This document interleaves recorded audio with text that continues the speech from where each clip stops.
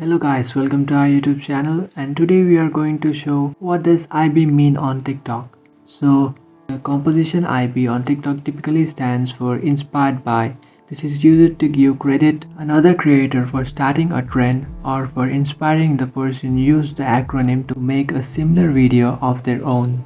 For example, if you see a video with caption IB on their username, that means the video was inspired by the creator. So if you are making a video that is inspired by another creator, be sure to tag them in the caption and use the composition IB. This will ensure that they will get the credit for their work. You can also use IB in the comment for other videos to give credit to the creator.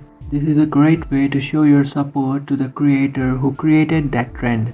So if you think this video was helpful, don't forget to like and subscribe to our channel. If you have any doubts, feel free to comment below. Thanks for watching.